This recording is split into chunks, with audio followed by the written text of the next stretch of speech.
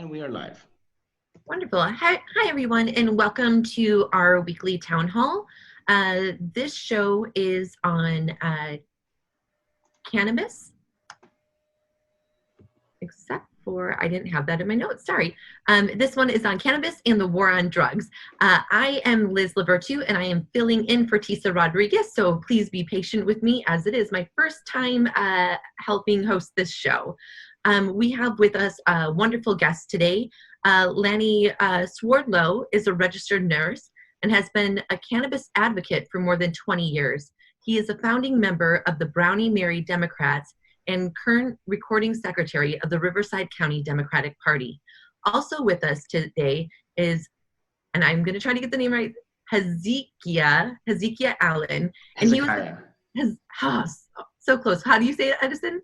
Hezekiah Allen, who is a founding director of the California Growers Association. 2013, he was the North Coast Democrat of the Year, and he is the current chair of Emerald Grown. And then we have Edison Gomez-Krauss, who is front and center today, who is usually just behind the scenes helping us out.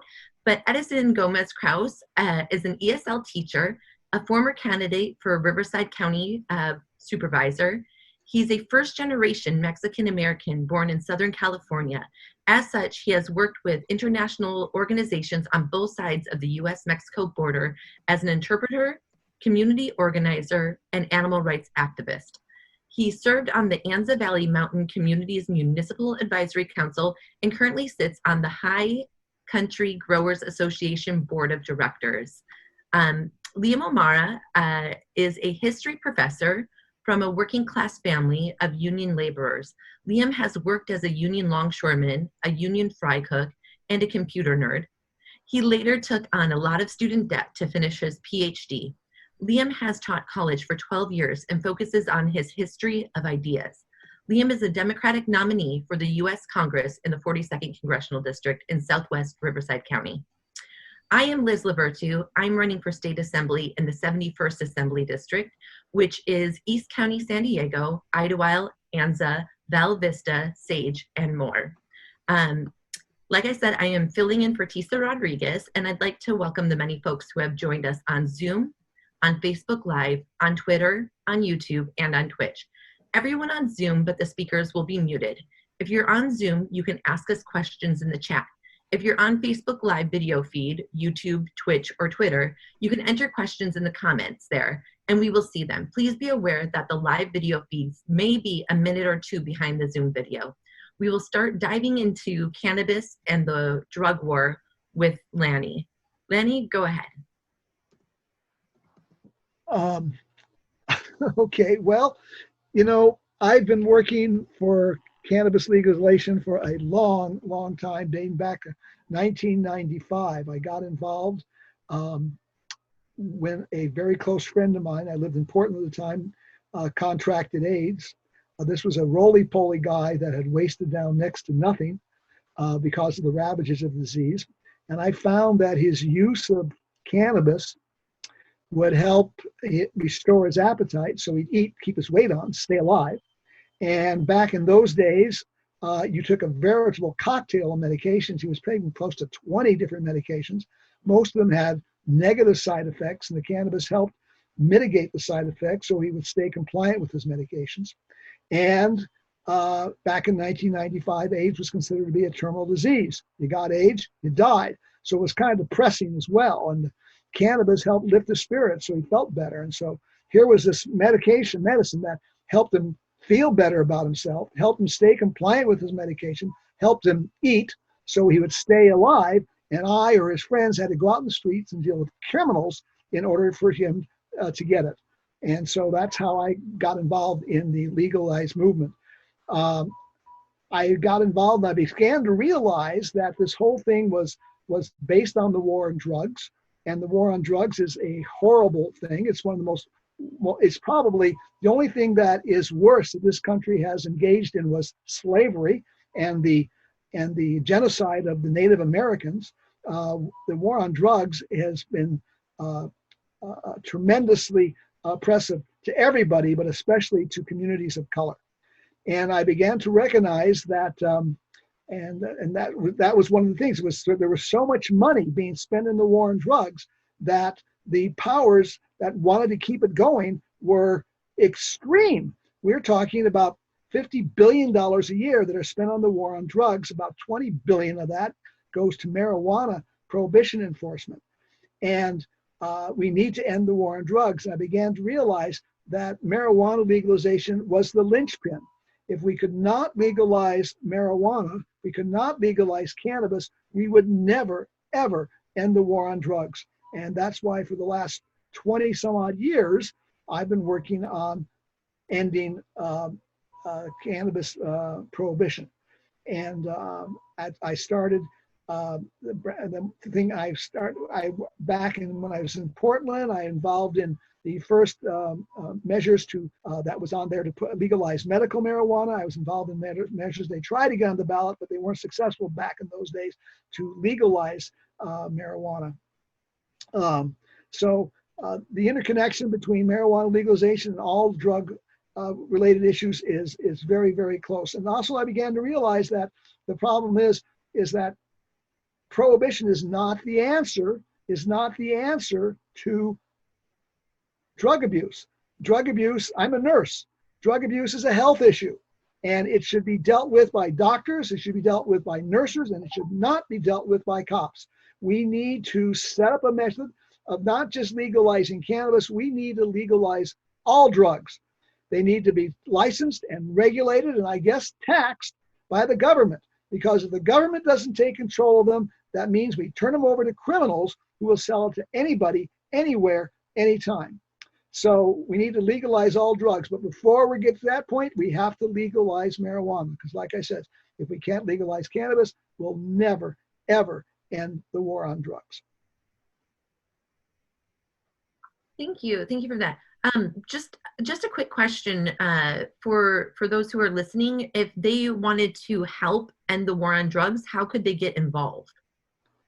Well, there's a lot of different organizations there. The Drug Policy Alliance, which is probably, as far as I'm concerned, the #1 organization working on reforming our nation's drug laws. DPA, I believe their drugpolicy.org is their website. Check them out. I've been to a number of their international conferences. They hold it every other year. It's amazing. And the work they do is really something. Of course, the ACLU has been involved in it for ages. They're a very, very important organization, too, if you want to end the war on drugs. More into cannabis only, there's the National Organization for Reform of Marijuana Laws, normal.org, NORML.org. They've probably done more than anybody to end marijuana prohibition. They've been doing it for decades. Another great organization is the Marijuana Policy Project, MPP.org. They're based in Washington. They were behind probably most of the initiatives that were passed on state ballots to legalize medical and to legalize all cannabis for any use by 21 and over. So those are very, very good organizations that if you really want to get involved, I would strongly urge you to check them out. MPP.org, drugpolicy.org, and NORML.org. And of course, here in California, there is the Brownie Mary Democrats of California. We're the first marijuana organization to ever be chartered officially by a state political party. We're one of only 9 statewide Democratic organizations that are chartered by the California Democratic Party. As such, I'm a member of the California Democratic Party e-board. We have introduced numerous resolutions that have been adopted by the party to make it the policy of the Democratic Party. And in 2014, the Brownie Mary Democrats introduced for the first time a plank to the California Democratic Party platform that put the party in favor of cannabis legalization. Before that, they had always refused to take a position, but in 2014, they took a position. And in 2016, the Democratic Party, because of their support in the platform, got squarely behind Proposition 64. And a lot of us believe if it wasn't for the Democratic Party, Proposition 64 wouldn't pass. And the reason I say that is because there is almost 8 million registered Democrats in California. Now, all the polls show that 60% of all Democrats supported cannabis legalization, but that left 40% sitting on the fence. And I believe that when the California Democratic Party got out in favor of Proposition 64, and they put it on all the literature that they distributed. When I went door to door distributing literature for candidates, on the door hangers we put out there, it said right on there, vote yes on 64. And a lot of us believe that it was the support of the Democratic Party that convinced those 3 million Democrats that were sitting on the fence to get off the fence and get on the side and vote yes on Proposition 64.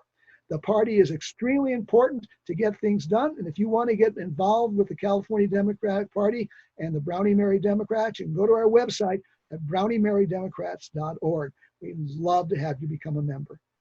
Wonderful. Thank you so much for that. Our next speaker will be Hezekiah. Did I say it right, Hezekiah? Yeah, definitely. Third time's the charm. Awesome. Welcome on. It's nice to meet you, and go ahead. Awesome. Thanks. And Lanny, thanks for your comments and for everything you've done over the decades. It's took a lot of work to get to where we are. I came to cannabis activism or advocacy through a different path. I was sort of born into it. My family have been growers since, cannabis was illegal, but we hadn't actually escalated into a full-scale war when my grandparents started growing in Pennsylvania. And they were chasing the hard work of folks that maybe even predate Lanny a little bit, that had made California relatively progressive on cannabis, even as far back as the 60s and 70s. So my family's been growing, since the mid 60s. I was born really right as the war on drugs was ramping up. In 1983, I was born in rural Humboldt County. We didn't make a living off of cannabis cultivation, but we certainly supplemented our household income. Those billions of dollars that Lanny mentioned that were being spent on the war on drugs, a lot of those went into helicopters that they just used to harass and chase us around. We'd listen to them on the radio. Oh, look, the woman and the children are getting into the car. Send one of the helicopters to follow them, and they'd follow you down the road as you go, all over. Few plants growing in the hills. So as I grew up, it sort of was what it was. I was in high school when Prop 215 passed, so too young to vote on that, but young adulthood came into the medical space, the sort of quasi-regulated medical industry that we had prior to the regulations passing in 2015 and then the proposition passing in 2016. I did move to Sacramento full-time in 2014 to work with the legislature to develop the legal framework for California.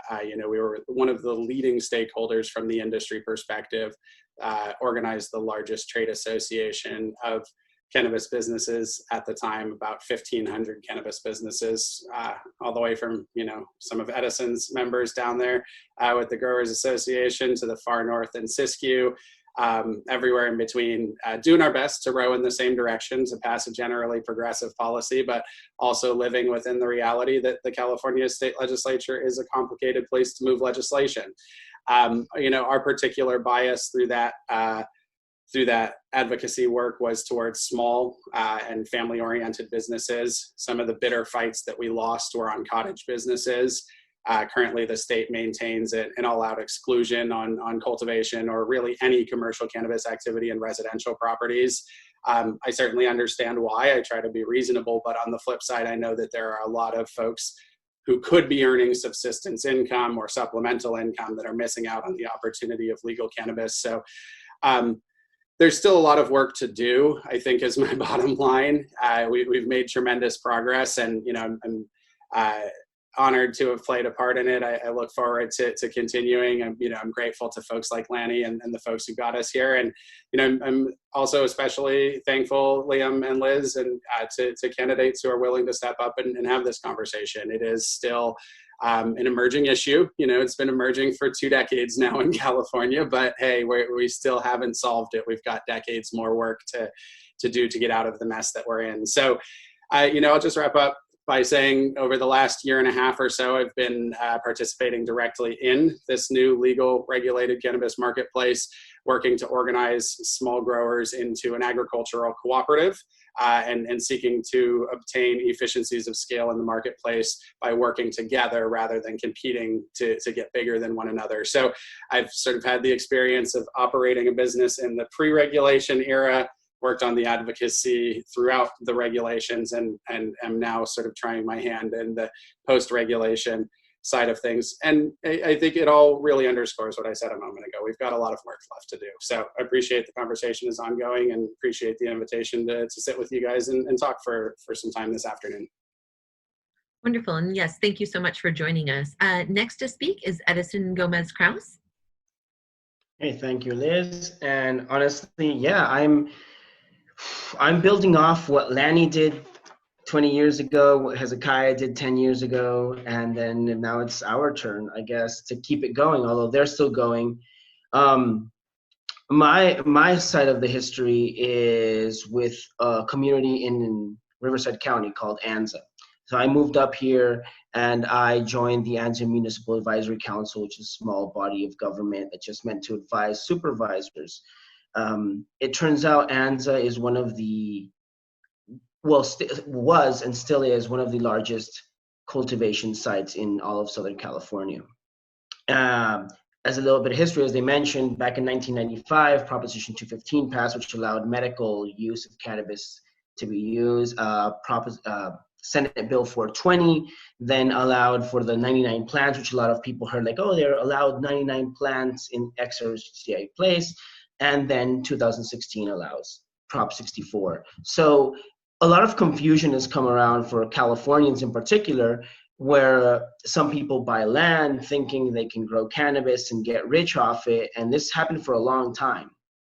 Unfortunately, a lot of people were scammed by it, especially in my community, because people have been growing in Anza for 40 years, since before it was medically legal, since before it was recreational legal. And now, in my time as a member of the advisory council, I saw many community members complain about cannabis farmers doing unlawful things, using pesticides, destroying roads. But at the same time, many cannabis farmers came forth and just said, we want a pathway to legalization. Prop 64 is coming. I personally voted for it. I was convinced that California needed to take more and more steps, and Prop 64 was sold to us as something that would expunge criminal records, would allow small farmers in, and everybody who was illegal would now be legal. That is the point of legalization, not to create a new market, but to allow the old black market into the light. Create tax revenue, improves communities such as my rural community of Anza, and unfortunately, Prop 64 gave all power of legislation to local governments, county supervisors and city councils. So our supervisors decided to outlaw cannabis cultivation on rural residential properties, which, as Hezekiah mentioned, residential, it does seem like you don't want to be growing commercial cannabis on residential properties, but my property, for example, is 5 acres. 2,500 square feet on 5 acres is nothing. 2,500 square feet on 10 acres is nothing. It's a postage stamp. And rural residential, rural agricultural properties, and this gets into the nitty-gritty of zoning, which nobody really cares about, but there are some zoning issues where these zones were made for homesteaders, for farmers. And unfortunately, Prop 64 has handed over control to local governments, which are subject to their donors, to their political, to their campaign interests, and they really don't care about small farmers. And small farmers are the people who are persecuted and prosecuted so this legalization can come across. If you think about it, cannabis was legalized for the people that smoke weed. Plain and simple. People who smoked weed wanted cannabis legal. And the current cannabis market in California is aimed toward the cannabis curious. Your 60-year-old, 70-year-old grandma who wants to try CBD with a little bit of THC, why not? And that's cool. I love that market. I'm all for that market. But the market of the person who smokes weed every day, that person still buys cannabis from a farmer who doesn't report his earnings because they cannot enter the legal market due to the high barriers to entry posted by local governments and the state government. So that's kind of what we're fighting. I'm going to stop it there, and I'm just going to allow questions to come in because that's our fight right now in local communities. It's happening up in Calaveras. It's happening in Santa Barbara with dispensaries. It's not just for cultivators.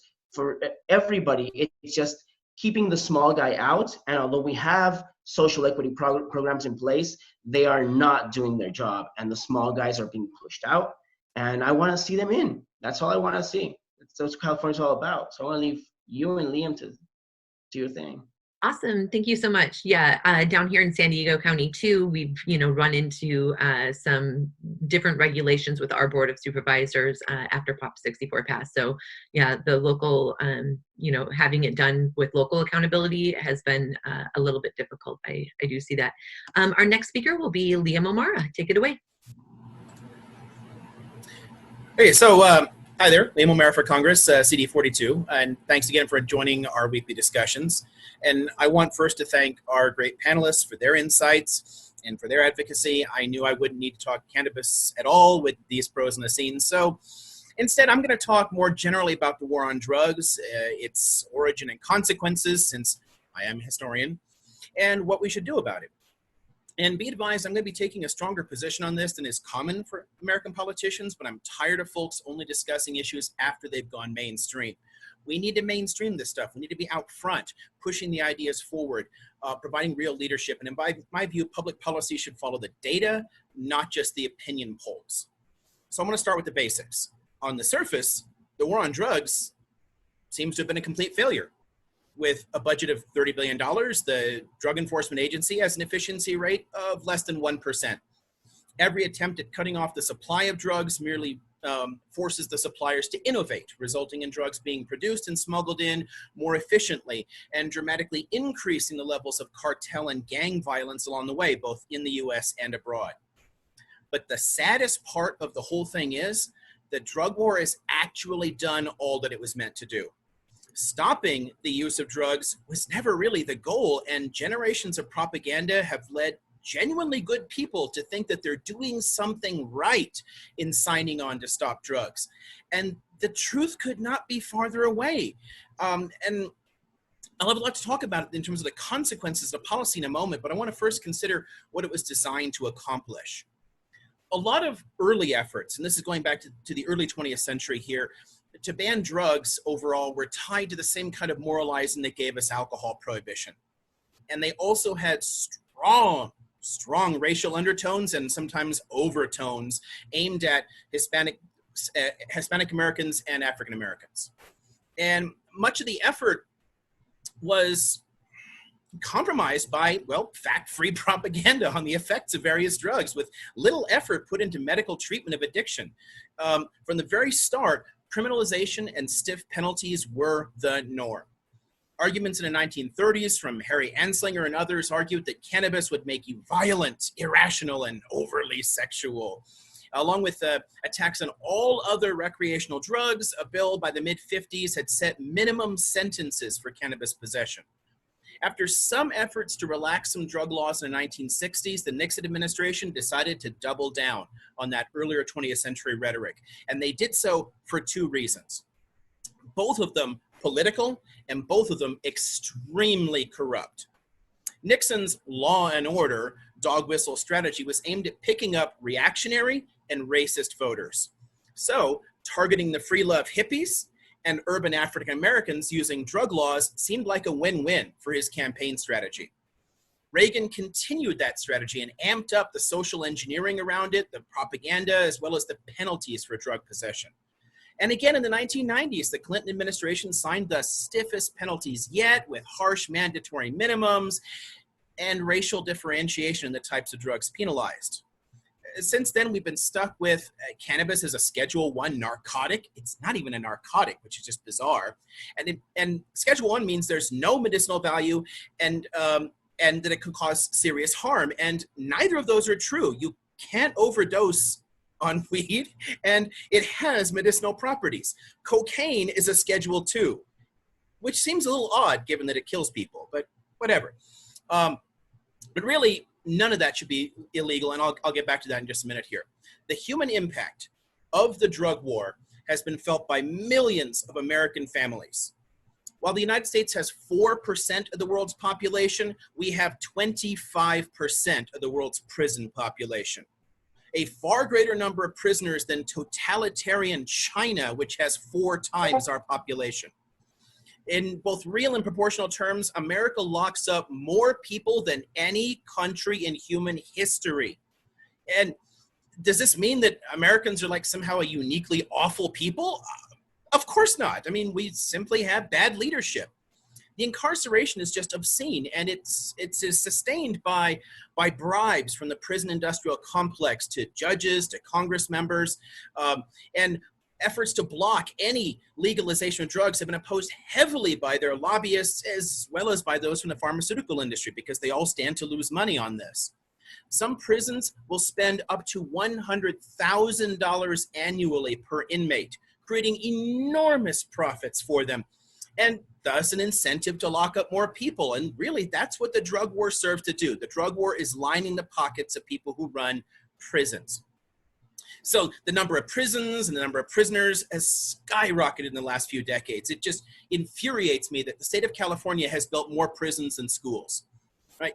I mean, overall, the policies that make up the drug war are inefficient, they're inhumane, they're expensive, and they're utterly ineffective at reducing the amount of drugs and drug addiction in the country. In addition, they're tied into a history of systemic racism and white supremacy. So what do we do about it? I support treating drug addiction as a public health problem rather than a criminal act. This means all drugs should be legalized and regulated like all other pharmaceuticals. Decriminalizing drug use will stop the marginalization of drug addicts from our society, allowing them more easily to seek treatment for it. As it stands, our country's current drug policies isolate people. It cuts them off from familial and social support. It makes it harder for them to get a job. It bars them from access to social welfare and education opportunities. You guys have seen the efforts to drug test welfare recipients and all that. The conservatives have been flogging lately. And of course, it puts people in literal cages. We should not be punishing the sick. We should not be cutting them off from society and further weakening the bodies and minds. We should be offering medical care and mental health support, since addiction is a physical health problem. Turning addicts and non-addicted casual users, since things like cannabis are not actually addictive at all, into criminals and then sending them to prison has the perverse effect of turning non-violent private drug users into hardened criminals frequently, which, and then makes people dependent upon these violent gangs for survival, which really contributes to our really massively abnormally high rate of recidivism. A lot more people go back to prison than anywhere else in the developed world. I think funds need to be directed away from enforcement policies completely and towards rehabilitation and medical programs that help those suffering from drug addiction. Prohibition of things that people want has seldom worked, especially when those things do not victimize anyone else. We should have learned that lesson in the US from the prohibition of alcohol in the 1920s. I mean, you guys have all seen gangster movies, the old black and whites with the Tommy guns and all that, right? All we got from the horrible experience of prohibition was the creation of violent cartels and gangsters. So when conservatives talk in our politics about the violence of cartels south of the border and try all this racist fear-mongering, echoing that whole Nixon era rationale here, all they're doing is ignoring the fact that our policies created all of that violence. The peoples of Mexico, Colombia, and so many other places in the world are victims of U.S. policy. If we want to stop the violence in these areas, we need to stop using force to block access to products that American consumers actually want. That gets us to the real tragedy of this whole thing for me. Drug prohibition was sold to the American people as a way to protect us, to keep us safe from harmful chemicals. And this is empirical nonsense. The Portuguese example has been extremely instructive in this regard. Lawmakers there decided to take a chance and, listen to the experts, and they legalized everything. Conservatives, of course, freaked out and said it would lead to sharp rises in harmful drug use like heroin, cocaine, everything else. All the kids will be on drugs. What happened is the exact opposite, just as the experts had predicted. Freed of the harmful social stigma and the criminal charges, people sought medical help with addiction, which means the use of hard drugs plummeted. Even the use of cannabis among the youth went down because, I don't know, maybe making it legal made it less sexy, I guess, to teenagers. On top of all that, like, the overall crime rates plummeted, and the prison population in Portugal fell by half in just a few years. Think about the money saved there, the lives that you're saving. Should we want people to use heroin? No, but I don't want people abusing alcohol or smoking cigarettes either. But banning those substances is not going to help anyone. History is very clear about that. All the criminalization has done is waste taxpayer money, lead to the invasion of other countries, created a massive backlog in the courts, an obscene prison population, overtaxed the policing in the country here, and expanded abuses like civil asset forfeiture, and has broken up families and ruined lives. I'm for what I'd call pragmatic harm reduction. We need a general amnesty and a release of nonviolent drug prisoners and full legalization. The drug war is a stain on America. I think Lanny made that point early on here, and it is a violation of our founding principles, and it has to end. Thank you for that. We are on to our question and answer segment. And the first question, actually, Liam, is for you. Are you suggesting that we decriminalize and legalize all drugs? And if so, how are you suggesting legalizing heroin in the middle of an opioid crisis? Okay, this is a good one, and I'll hope actually that Lanny can jump in this one afterwards too, as an RN and someone who's dealt with drugs for a long time. The criminalization of opioids is not actually helping people. It just isn't. And again, if someone has an addiction to opioids and they fell on from like a prescription painkiller or something that they were given and started abusing that, and then when that ran out, they started buying street drugs there. Once you fall into that trap, it's difficult to get any kind of help because you risk going to jail and hurting everyone just to get help with a medical condition. And by the time, it just gets worse and worse for people. So if you took away the criminal penalty for it and you provided resources for treatment, if we treated this as a medical issue and people could simply go into the hospital and say, hi, y'all gave me that drug for a while. I got addicted. I started shooting junk. It's a real problem. Can I get help for that? Cool. And they start you on a treatment regime for it. They start weaning you off of it, and it would save lives. Right now, we have a massive opioid crisis in large part because of prohibition, because it's so difficult to treat the problem medically. You want me to comment on that? Yes, please do. Alcohol is by far the worst drug problem we have in this country. It dwarfs every single other drug. All of them combined don't begin to cause the damage this country that alcohol does. The Center for Disease Control estimates that we spend, are you ready for this? Almost $250 billion every year taking care of the problems that alcohol, loss of productivity, family breakups, deteriorating health conditions.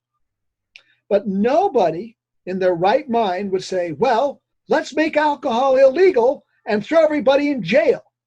What we do is we have programs that doctors and nurses and healthcare professionals help these people overcome their addiction.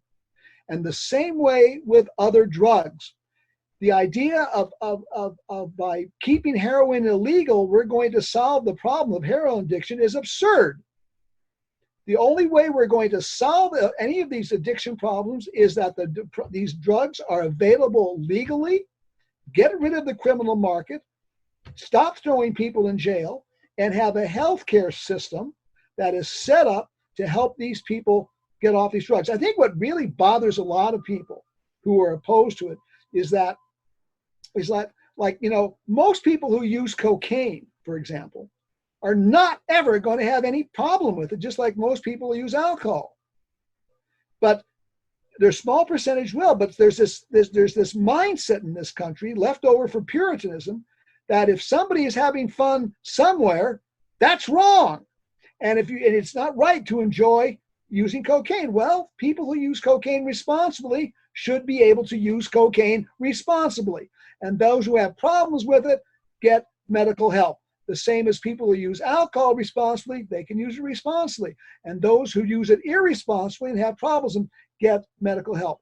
Prohibition makes the problem way worse because once, like I said earlier, if the government does not control the distribution of these drugs, then criminals will control the distribution and they sell to anybody, anywhere, anytime. I would like to jump in there just a little bit, just to add on the criminalization aspect of it. And I mean, for some people, what you do with your body and what substances you ingest might not care to you, but what is done with their tax dollars is.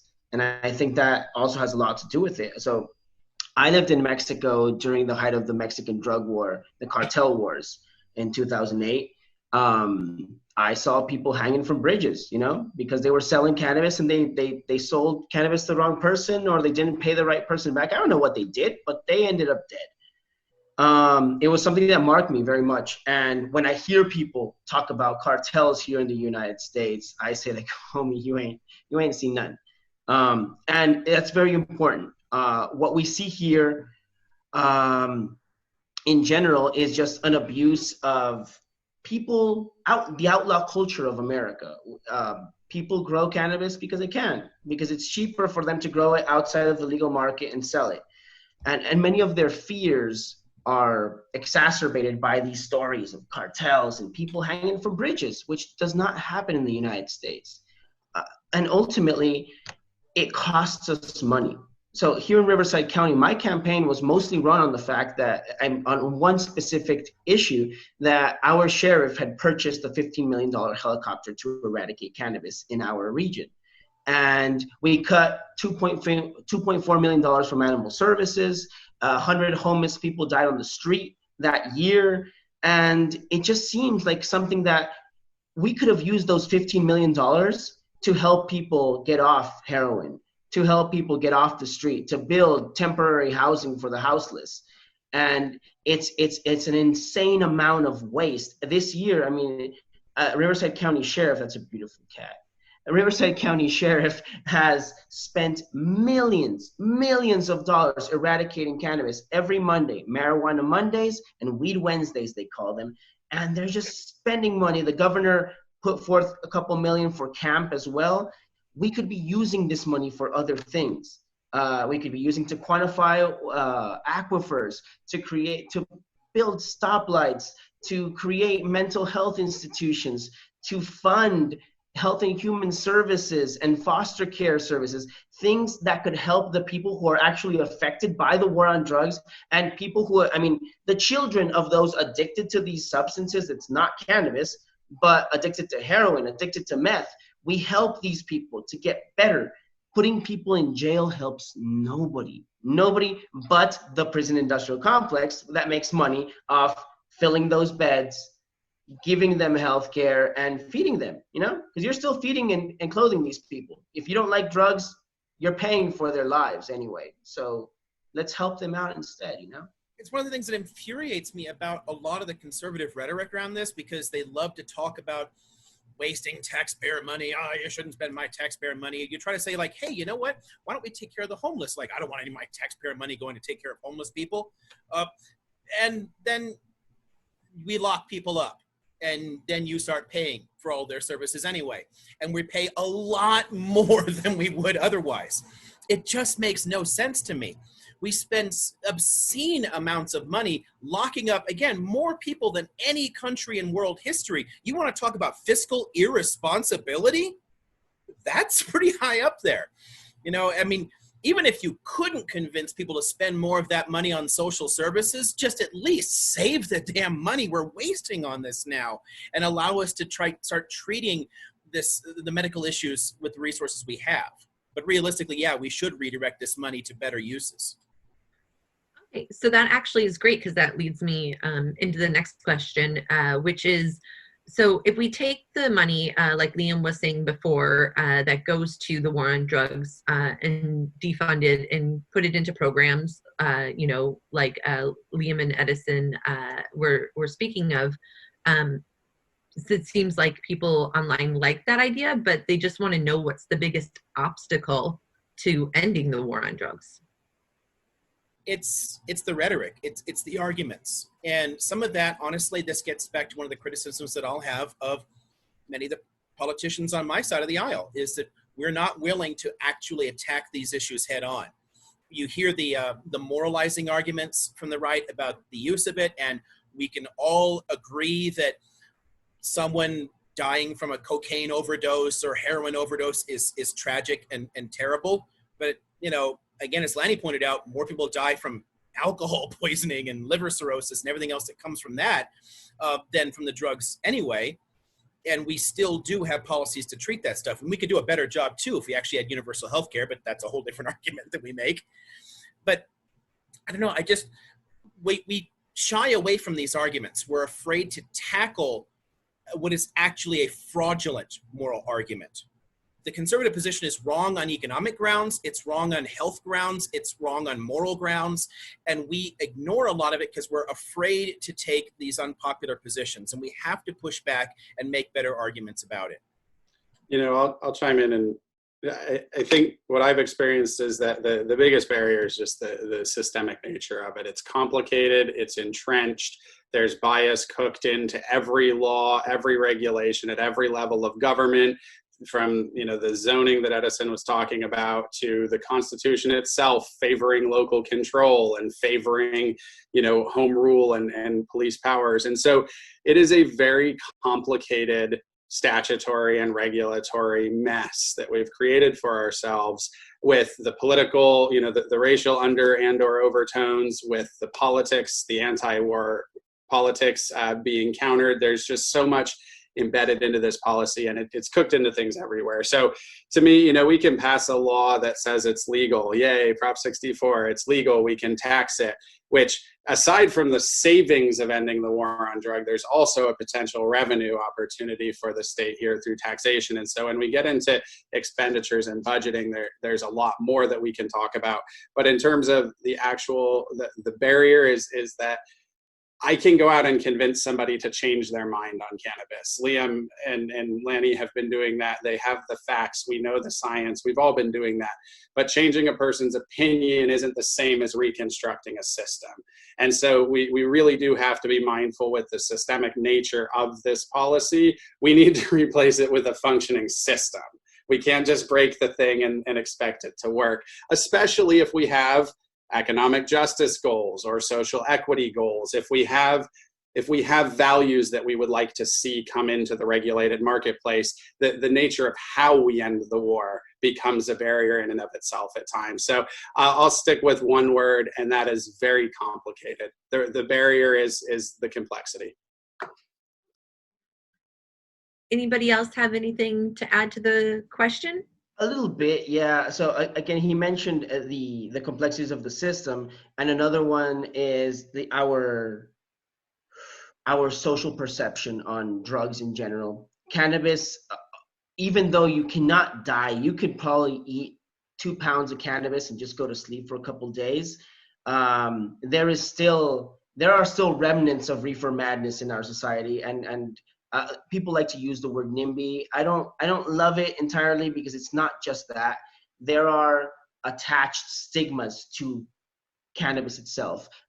Here, I'm going to use a very local example. Here in Anza, when the sheriff does their raids,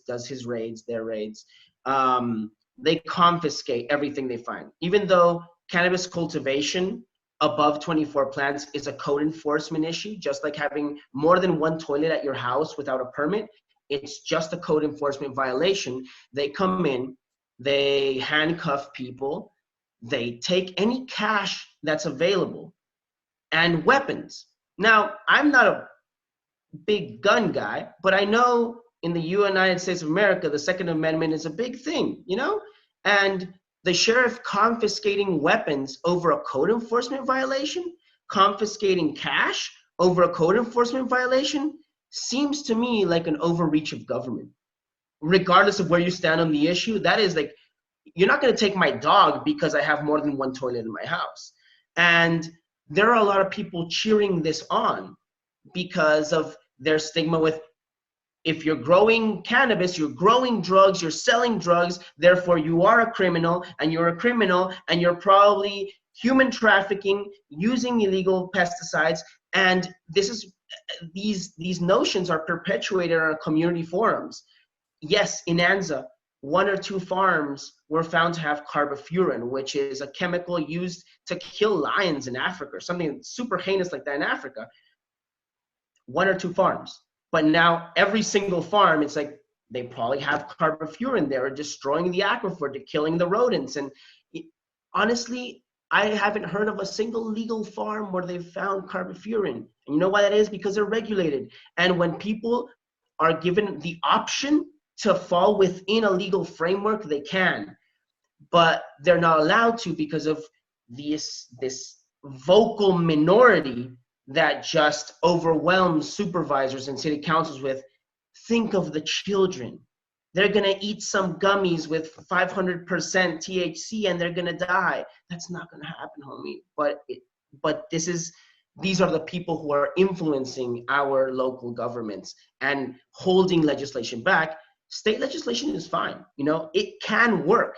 It could work if local governments played ball and just went along with it. But that's not the case. And unfortunately, that's what's holding back.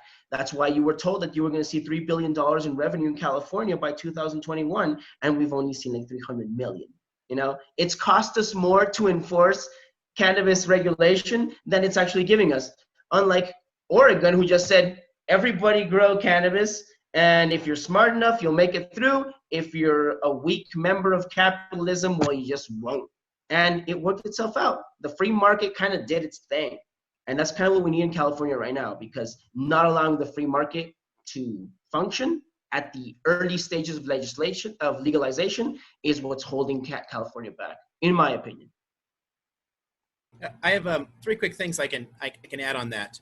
One quibble I'd put in terms of like letting the free market operate is, I would like to see the communities most heavily impacted by prohibition get a chance to actually benefit from legalization, rather than allowing, I don't know, Philip Morris to just walk in and take over everything. And that could happen. So it's, but overall, letting the markets do their thing makes a great deal of sense. You know, and I want the growers to be freed of all the red tape that's currently being thrown at them. Edison also mentioned the problem of civil asset forfeiture, which shows up a lot. And if you think about it, conservatives often are talking about limiting the power of government, and they don't want government to take their stuff or this or that, and you get very upset, take my guns, right? Well, it's happening all the freaking time, right?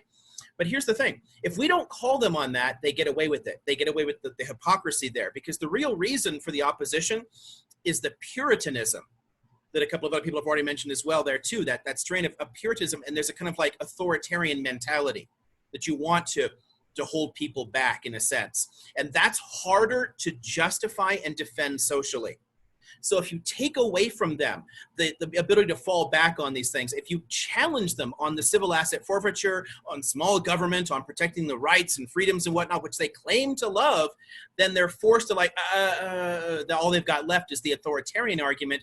And at that point, you're winning the argument overall socially, because fewer people are comfortable taking that strong a stance for the power of the state to do what they want, to just break your door down in the middle of the night and take all your stuff, even without charging you with a crime, which happens all the time in this country.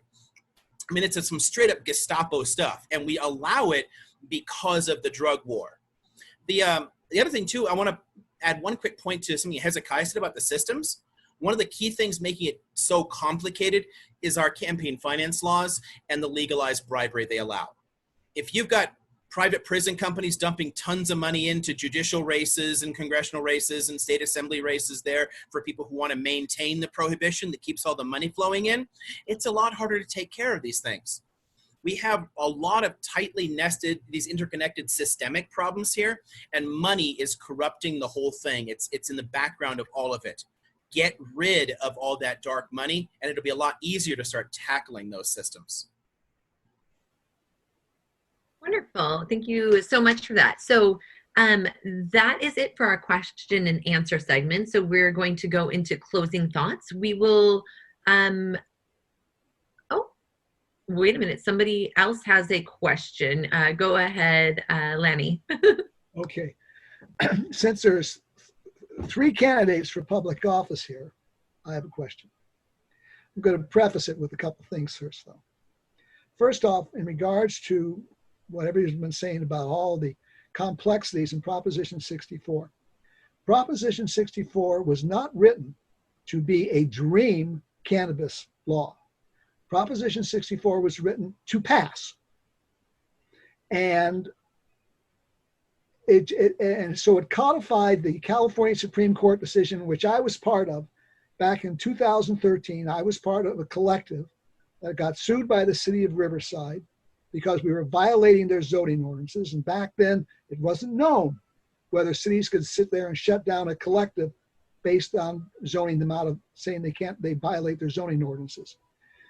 My collective was the one whose case went all the way to the California Supreme Court, resulting in that horrid decision that says, yes, under their zoning laws, counties and cities can ban state permitted activities. And this is what we're fighting, and this is why Proposition 64 was written to do that.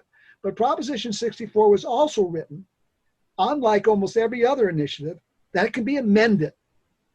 And it could be amended by a simple majority vote. And what the authors of Proposition 64 were saying says, look, right now, before 64, whenever you go to the legislatures and say, we want to do this or do that, they say, well, it's illegal. We can't do it.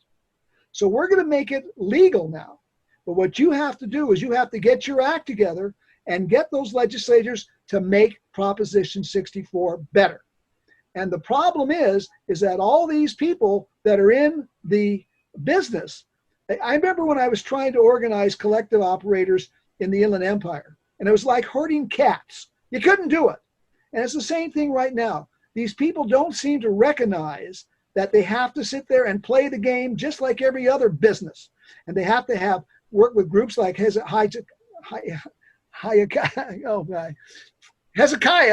to sit there and lobby our legislators to pass laws to make things better.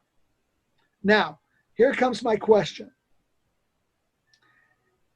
One of the problems that everybody keeps yelling about regarding the cannabis is that it's so expensive and that the taxes are too high, and they want to lower the taxes. Well, I've got news for you. The taxes aren't the problem. They've never been the problem. The problem has been the cost of production. Marijuana sells on the wholesale market for like $1,000 a pound. I can't name a single commercial agricultural crop that sells for anywhere near that price in its raw form. And the reason it does because the laws have been set up when Proposition 64 was passed. Originally, it was written so there was no limit on the size of a farm. But when they put it out for this 30-day comment period, all these small growers started jumping in. Oh, you're going to put us out of business, and blah, blah, blah, blah, blah, blah, blah. And so they put this thing in there, this 5-year moratorium. And supposedly you can't get more than 1 acre. Now, I know some people gotten 20 or 30 different permits. So they got 20 or 30, but that's nothing. There is no agricultural crop that is worthy of its name in which is not be growing by hundreds and thousands of acres. And until we can grow cannabis by hundreds and thousands of acres like any other crop, it's always going to be ridiculously expensive. In 2023, that cap comes off. And then if farmers can grow 400, 500, 1,000 acres, you know, the average size farm in California is 400 acres. But there's going to be a big fight in 2023 because there's going to be 3 groups of people that are going to be opposing this cap being lifted. One of them is going to be the small growers. They don't want to have the competition from a farmer who's growing 500 acres in a greenhouse. Number 2, you're going to have the cops. They're going to be opposing it just because they oppose anything that allows cannabis to get more easily available. And thirdly, you're going to have government agencies opposing it. Why government agencies? Because most of the taxes on marijuana is based on sales. So if the price falls, the government's going to make a lot of money. And if farmers can grow, let me give you an example. A couple of years ago, I was up in Solvang. We went around touring farms up there. We went down to see one of the farmers. He had all his food out there he was selling. He had Brussels sprouts and corn and tomatoes. He had beautiful, big, beautiful beefsteak tomatoes. He was selling for $1.50 a pound. I said, "You grow them here?" He said, "Yeah." He said, he pointed me down to a greenhouse. I walked down the greenhouse, half the size of a football field. It was huge. And there's just rows of these tomatoes. And he was selling them and making a profit at $1.50 a pound. Well, I don't care. Cannabis is no more expensive to grow than tomatoes. But even if we say it's 10 times more expensive, that only makes cannabis $15 a pound. So if cannabis is being sold for $15 a pound and you put 100% tax on it, then you're going to be paying $30 a pound, which works out to what? $8 an ounce? And nobody is going to be objecting to paying $8 an ounce for cannabis. So my question to you is, if you get elected to the state legislature in 2023, will you oppose,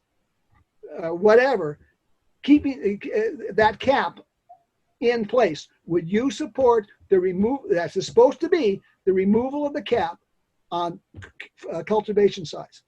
I am running for state assembly, and if elected, I would hope to be reelected again in 2022 to be there in 2023. But yes, I would support, removing the 5-year moratorium, not continuing on with that, to allow for larger land to grow, and amending Prop 64 as well. And I can throw in a quick sort of federal answer there too, but yeah, that's definitely a state question. One of the problems we run into with anything to do with cannabis right now is that as long as it is federally illegal, the states are getting away with all kinds of stupid crap that they shouldn't be able to do here. Honestly, I would like this to be treated like all other crops at the federal level. And I think the limitation that Lanny's bringing up here is treating a symptom and not the cause. The real problem there is the power of agribusinesses and how they're pushing out family farmers all across this country. This is not something that goes way beyond just cannabis farming. Small dairy farmers in northern New York can't compete with massive agribusinesses here. If you want to get involved here, and this is especially where I think there's a sense of justice to the communities that have been affected by prohibition, I would like to see some of the tax revenue that comes from cannabis cultivation be used then to help those farmers to compete better, to purchase more land, to modernize their equipment so that they can compete better on the free market, because they're not coming into it with all the advantages that a giant multinational corporation wants to do if they want to start putting thousands of acres under cultivation. And if they want to compete, they have a right to try and do that. So I would want in the short term to help out those businesses, but actually to let the markets more or less do their things and to take away this nonsense. It really should be treated like all other crops. Liam, I think what is going to happen with the cannabis industry is going to be very similar to the wine industry. In the wine industry here in California, we do have some very huge corporations, Mondave, Gallo. They produce a lot of wine, but although they do grow a lot of their own grapes, for the most part, they contract with farmers to grow the product for them that they then turn into wine. And on top of that, we have thousands of mom and pop wineries and grape yards all over the state of California. And I believe that's going to be the exact same thing we're going to have with cannabis. There'll be some big companies coming in there that do a lot of the marketing, but there'll be a lot of small operations as well. And cannabis, even more so than wine, lends itself to that. Unfortunately, current state law prohibits that model. That's one of the challenges, and why the 5-year delay on large scale cultivation was in place is, Prop 64 doesn't allow for retail to take place on site. We've run several pieces of legislation which were unfortunately unsuccessful, that would create direct marketing opportunities, farm stands, farmers markets types of events, drop shipping, CSA agriculture is another very popular method. Unfortunately, these types of measures have not had the support needed to pass. They've, the Democratic Party certainly appreciate the platform being amended to include cannabis, but it leaves a lot to be desired in the state. There's a lot of talk that doesn't connect to the policy. This is a very complicated system of laws that we need to change, and it's tricky. We certainly would love to grow into the wine industry, but that's not what the laws have for us right now. Hezekiah, what about the micro business license? That allows you to sell. Lanny, the micro business is worthless in practice, just like we said it was. It makes for really good campaign literature. It's a really great concept, but when it comes down to interfacing with a local government, it's pretty meaningless. Well, that's the problem. The problem is local government. And one of the things that people have to do on their local levels to get people elected to office that are going to allow Proposition 64 to be fully implemented. As long as you don't get involved and you continue to let people get elected to office who are going to sit there and, 80% of the state bans any kind of cannabis businesses. As long as you're going to have those people in office, you're not going to get anywhere.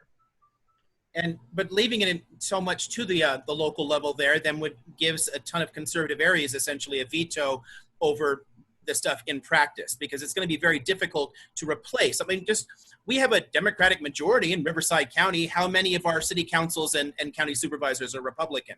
It's a lot harder then to push back against that kind of entrenched culture. So having something from the top pushing things down, and honestly, I one quick point, because I love the connection to wine.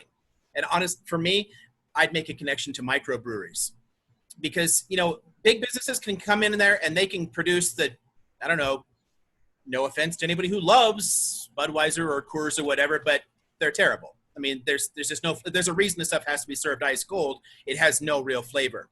A lot of us will pay a little bit more to get something good. So here's my idea with giving cash from the tax revenue for a while to some of those small growers is it gives them the opportunity to create a kind of like a boutique brand, something that, like, I have a smaller plot, I'm not going to have as many acres as giant business X, but I'm going to produce this super cool strain and I'm going to sell it with this cool labeling here and it's going to compete. And a lot of those would do really well, and it could be the same kind of overall market that you get with wine, with microbrews, everything else. But in the short run, it will be harder for these people to compete in many cases, especially since a lot of them are coming out of what had for a long time been a completely prohibited market. And especially since it's still federally illegal, these are like often entirely cash-based businesses. It's very difficult then to just compete immediately. One of the things is all those counties and cities, the 75% that have banned cannabis sales are falling over themselves trying to get wine people to have wineries and all this kind of stuff. It has nothing to do with the laws. The laws will allow it. The problem is we don't have officials on the local level. They'll allow wine sales, they'll allow wineries, they'll allow microbreweries, but they won't allow cannabis. And they can if they want to. They'll do it because it's federally illegal, because it's a Schedule I narcotic from the federal government, which means that anybody in California growing can be arrested by federal authorities and sent to prison, no matter how legal the industry is here. No state can make something, our constitutional structure, no state can actually legalize drugs. We're essentially fooling ourselves thinking that we can. Until it's changed at the federal level, it'll never be like wine or beer. It has to be taken off of those lists entirely. Then you can start all kinds of other laws apply. They can go to regular banks, get loans, everything else can work. But pushing only at the local level while the federal government is saying, yeah, this is a narcotic, I'm sending you to prison for it. A lot of counties they don't want to deal with it because there still is a perception of it being a criminal enterprise in the public imagination. We've seen local jurisdictions drug into that before. We haven't seen any worst case scenarios, but telling a local supervisor in a rural county in California that if you pass an ordinance, you might have to go to federal court and defend it can be a bit of an ask. I much respect to everyone seeking public office and currently serving in public offices. It's a tough job. And one of the toughest things you can be asked to do as a local official is get into this intersection between federal and state statutes and regs. I certainly applaud all of the local government officials around the state who have been advancing this issue. And, I grew up with that risk. I have pretty significant anxiety and stress issues from growing up on the side of the war on drugs, where we were, more the police than anything else. And I know how difficult that is. I know that stress very much personally, and I'm so grateful to the local officials. And, frankly, Liam, to you, willing to go to DC and say these things, and Liz willing to come up here to Sacramento. Bravo. We need to say it more and more, most certainly. So thank you guys. One thing that I would like to add there is I've been butting heads with local government for about 3 years now. And yes, the solution would be a top-down solution. We need the federal government to deschedule cannabis. The state government, again, Prop 64 was made to be amended. But at the same time, if you don't trust your government very much, I don't trust my government to amend laws as they go. I would like to see what they're selling me from the get-go. It's not like a DLC of sorts. And the DLCs for Prop 64 have kind of sucked. One in particular is the fact that cannabis is considered a commercial product in California, as per Prop 64. So our local government, Riverside County, for example, has always washed their hands of responsibility, saying farmers do not have a right to grow cannabis because it's not a plant, it's not an agricultural product, it's a commercial product, as if you were building a clutch or building any sort of product. It's not like it grows out of a seed, it goes into vegetative state, flowers, and reproduces. No, it's not one of those things, it's a commercial product. So that wording is what is holding everybody back. And in particular, like I have fought, we put forth a proposition to our local government from an appointed body saying we want some sort of regulation. They ignored that regulation. We went out in force. At least 50% of the 100 people that made public comments were in favor of small cannabis cultivators, yet the supervisors voted whichever way they had already believed before. We did not change their opinion. And you see this happening on the current issue, for example, the defunding the police and whatever you're doing with the police, it translates very well. County supervisors have already made up their minds long before public comments come into play. They are trying to limit phone-in comments. They're trying to limit email comments, because they already know what they want. Public comments are just a procedural part. And as you mentioned, yes, you have to get more involved. We have to get progressives elected. Unfortunately, all of the ones that ran in Riverside County, we kind of lost against big money. No, it's sad, it's funny, but we lost against big money. So now all we got is great, progressive candidates like Liz, like Liam. No pressure. It's all riding on you guys. So we're going to take one last question for our campaigns about Liz's. If we can call enough voters, we can flip these seats. But okay, so we're going to do one last question before we do closing thoughts. And I know we're running over today, but this topic has been worthy of a little extra conversation and attention. So this question comes from Facebook, and bear with me, it's a long question. In Prop 64, Section 7, marijuana tax subsection 34018 A through C, the California Marijuana Tax Fund is created in the state treasury as a special trust fund. All fees, taxes, investment interest amounts collected and paid to the Bureau of Cannabis Control, the BCC. They fall under the full control and discretion of the BCC and shall not be a part of or subject to the controls and review of the general fund or its fiscal year accounting and auditing practices. All revenues generated by the BCC and its agencies will not be considered monies for the purpose of subdivision A and B of Section 8 of Article 16 of the California Constitution and its implementing support of public school system statutes Do you believe that the state has met their constitutional and fiscal responsibilities to the licensees and the voters by reducing all revenues to just the BCC? I've got a simple answer to that one, and it really just comes to this being federally illegal. The state can't legally bring in a lot of money and treat it as part of the general fund, because the state could then be federally liable for trafficking in narcotic cash. I mean, it puts them in it basically falls under like all kinds of money laundering rules and everything else. They have to partition it off as a way of trying to skate around some of the issues here. Until we can break this in Washington, it's going to be very difficult for any of the states that have legalized to really use that money. And again, we could raise a ton of tax revenue and actually positively help the budget by making this a much wider commercial good, a commercial farm product here, and taxing it and using it normally. It could definitely help save our schools. But right now they can't. They can't give that money to the schools, because then they're basically laundering drug money. So, I'll take a moment to say, yes, they have met their constitutional responsibility. The fiscal responsibility question sounds a bit more conceptual, and so I can give my opinion on that. But Prop 64 was passed by the voters. That's a very high threshold of legitimacy and authority for a statute to have. Prop 64 was specific about how this tax fund would be spent. It's allocated for the first decade, I believe, 2018 to 2028, that tax law is in place. It directs where the monies go. And, Lanny mentioned that Prop 64 may be amended by the legislature, which is generally true of the regulations. But as you get into the tax law and some of the other sections, there are increasing thresholds that are required for votes. And so this tax section in particular is, as with all taxes, require a supermajority. And so it's a bit harder to change the tax section.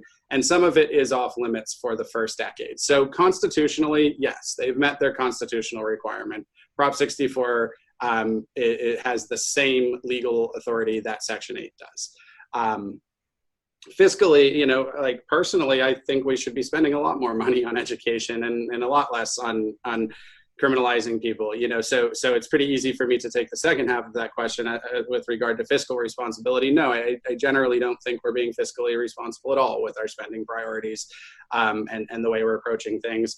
One of the things that I think is salient in this moment in time with regard to the section 7 here is the fact that a fair amount of this money is directed to law enforcement. And, right now we're fighting a budget request, which is literally for tactical entry operations, not on unlicensed farms, but this is for paramilitary style enforcement of licensed farms. And so, that one stings a lot, that this money is going to kicking down doors where there may be children like I was 30 years ago being traumatized by those events within the legal market is quite a bit to swallow. So constitutionally, yes, they've lived up to their responsibilities. Fiscally, no, I think we should rework a lot of things about how we spend our money collectively. Perfect. Thank you so much. So we will now start with closing thoughts, going in the opposite order of which people spoke. So we will start with Liam. Mine's just a simple one. I want to remind everyone that Liz and I are both candidates for office here, and then Kate, our regular collaborator.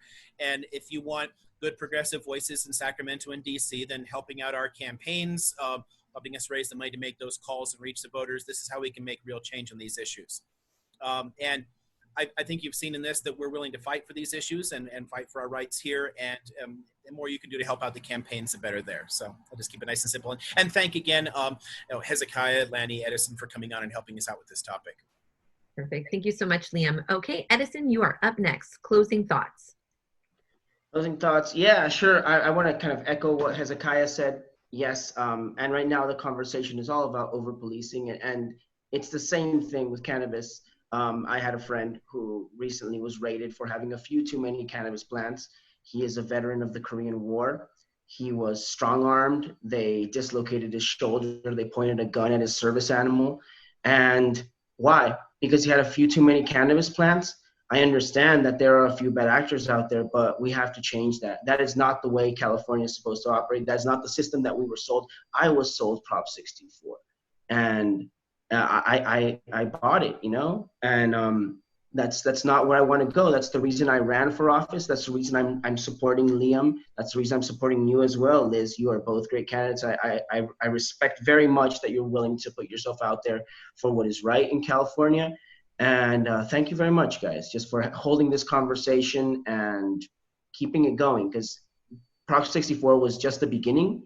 215 was the beginning, really. Prop 64 was just a continuation. I hope to see much more happen to improve our communities, improve our legislation overall. So thank you guys for having us. Thank you, Lanny. Thank you, Hezekiah, as well. Thank you, Edison. Okay, Lanny, you are up next with your closing thoughts.